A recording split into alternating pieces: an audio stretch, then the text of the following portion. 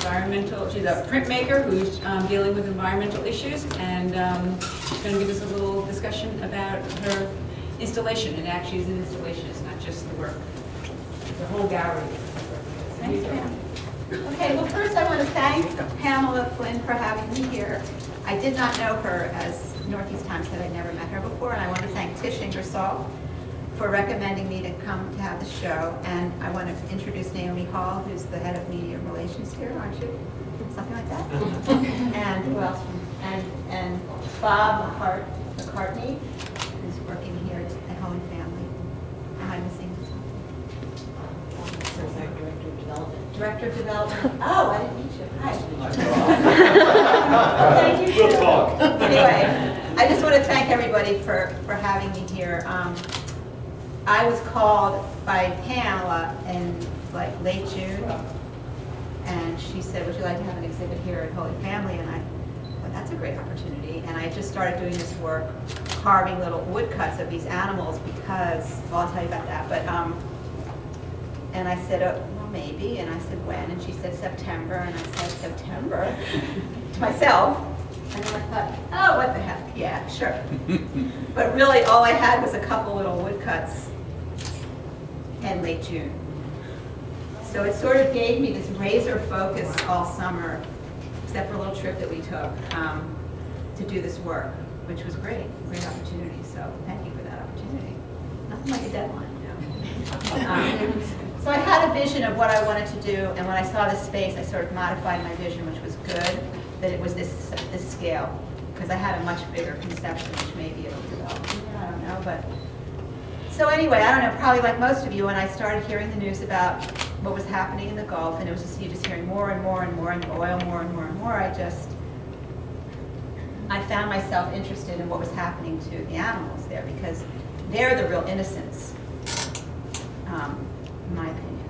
So I just started researching who lives down there and making these images of them in these little 4x6 woodcuts, and then it just sort of grew from there.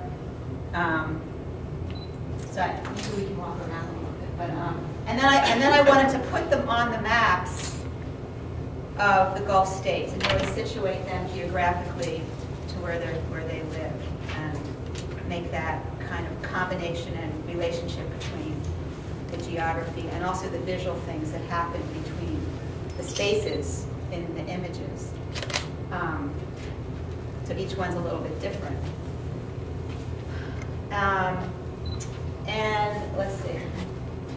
I also want to hear what you see. But these objects, and I started thinking about, okay, we're all dependent on oil. We're addicted to oil, even in lots of ways we don't really even understand.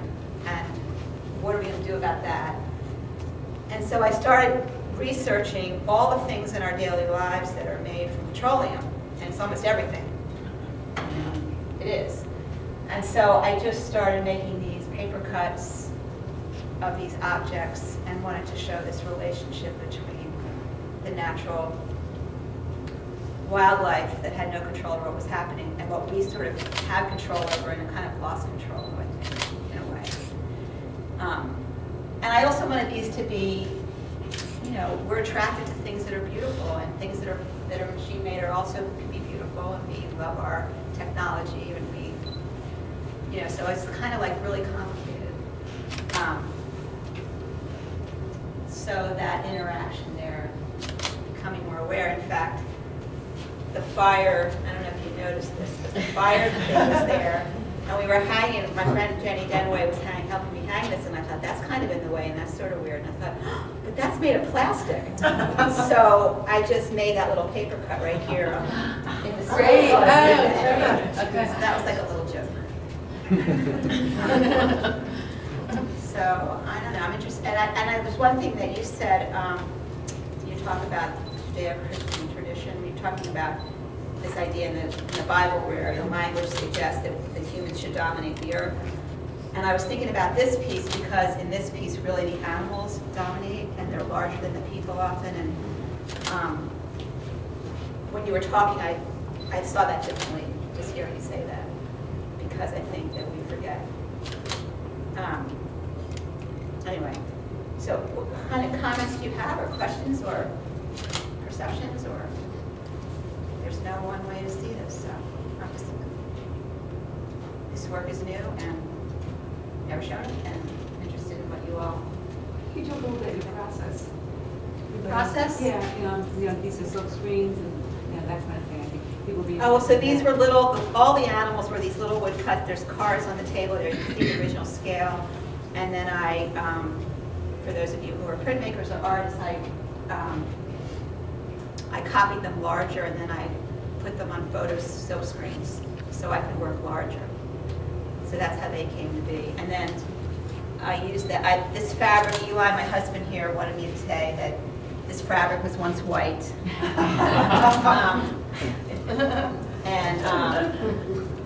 So this is screen printed with the animals, and then a lot of the figures are all just freezer wrap stencils that you get in the supermarket. So I cut the freezer wrap and then I screen print through it, and that's how I got a lot of the figures. So low tech, great for the classroom. I'm an art educator. So you're saying, if I understand right, the original prints were small. They're 4 by 6. 4 by 6. Then the prints were enlarged, and then you turn them into screens. Okay. And when it's on fabric, is then that just a fabric screening? It's dyes. Oh, it's all the fabric. This is technical stuff, folks. Sorry if you don't get it, but or don't care.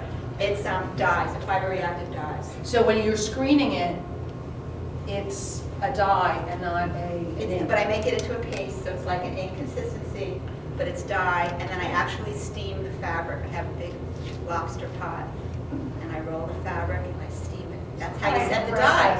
That's how you set the dye. So like 2 days, I'm going to tell you a little technical thing, but 2 days before the show went up, I had to steam this large piece, and my pot wasn't big enough. So I had to find a bigger lobster pot, but luckily my local hardware store had it. The show was safe. But it's a lot of problem solving. I mean, people think about, oh, you just make this work. But you don't know what you're going to encounter along the way, and just like anything, you're always solving problems.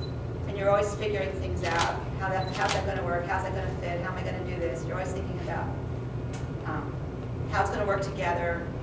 And for me, like hanging these black silhouettes, they were hanging in my head all summer, but I hadn't actually hung them and let them just be in the space. So it was really exciting to see that movement and that was great. Sort of hopefully animate the flat, static work more physically. So you didn't know if the air vent here, didn't know. Right, these quiver. Right, you didn't know what would happen. No. I didn't. Really great. I know. Work together. So somebody came down and thought I had plans. Somebody came down and thought I had installed some kind of fan or something to have it moving. I love it. I didn't know. I didn't know what was going to happen. I didn't know how the lighting was going to work exactly. Because the shadows that are on the wall are, that's part of the installation, and that's very exciting. I did. I wonder if you could talk about the piece at the end. When you were working on that in your studio, that was really powerful to me. When My dogs. about So the forms in the background of this piece are from phytoplankton, which is the microscopic organisms that are in the ocean and really provide all the oxygen in the world, or the bulk of the. Any biologists here? I know some biologists with that. Yeah, here. Science undergraduate degree was in fine arts and biology. Joe Viviani. But anyway, they provide most of the oxygen in the world, from my understanding, what I've read, and they are definitely directly affected by the oil or any pollution. So the forms really intrigue me visually, and then so the ones on the circles on the left, the mandalas on the left, which are meditation devices in Tibetan Buddhism, right? Mandalas. The forms on the left sort of represent the plankton, phytoplankton, and then on the right, I'm using these same creature comforts, and again, that relationship. And I was really intrigued by how some of these human-made forms sort of resemble some of these organic, microscopic organisms. And I started seeing the visual relationships there, like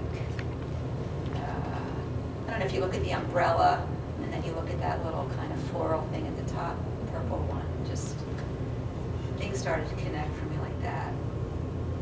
So, For something that's such an ominous, sad subject, you made it very joyful in some ways. I mean, I love the black silhouettes, but the color and the fish and the animals, it's kind of a celebration of well, I think thank you. I of think plankton I'm trying to and celebrate everything else. life and not be, oh, we're doomed. You know, because I don't know. I think I believe in resilience. So I didn't want to hammer people over the head. We're always hammered. We're constantly hammered by information, right? So that's not what I want to do in my work. That's great. But I do think they're a little haunting, maybe. I don't know.